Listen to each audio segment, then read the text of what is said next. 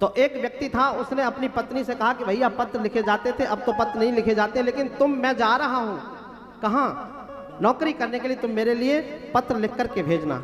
अब आज के समय की वो युवती, और उसने पत्र लिखने के लिए निवेदन किया। बोले मैं पढ़ी लिखी तो इतनी हूँ नहीं, पत्र लिखा कैसे जाता है, हम तो व्हाट्सएप चलाने वाले लोग हैं। तो बोले कोई बात नहीं, मैं तुम्हें बता देता हूँ पत्र कैसे लिखना है। तो आजकल की जो पत्नियां हैं वो पत्र कैसे लिखती हैं संक्षेप में श्रवण करेंगे। उन्होंने कहा तुमको लिखना है पत्र में ऊपर कि मेरे प्राणनाथ,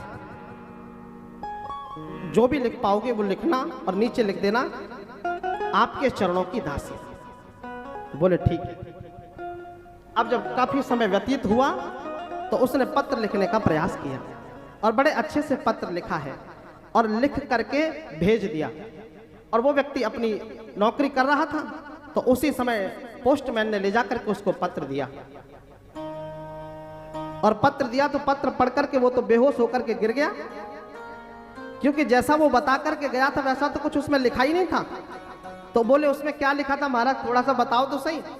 बोले वो यहाँ बता करके गया था कि हे मेरे प्राणनाथ, और सारा कुछ लिख करके बाद में लिख देना मैं तेरे चरणों की दासी। लेकिन उसने उल्टा लिखा, क्योंकि वो व्हाट्सएप का ज्ञान उसके पास था ना। तो उसने लिखा कि हे मेरे चरण दास, मैं तेरे प्राणों की प्यासी, और लिख करके पत्र भेज दिया। प्रेम से कहिए। तो ऐसे पत्र अब लिखे जाते हैं, लेकिन ऐसा पत्र नहीं लिखा गया उस समय तो जो पत्र लिखा उसको पढ़ करके यदि आप कभी श्रवण करें तो आपका मन आनंदित हो जाएगा, गदगद हो जाएगा। क्या लिखा? माता ने बहुत सुंदर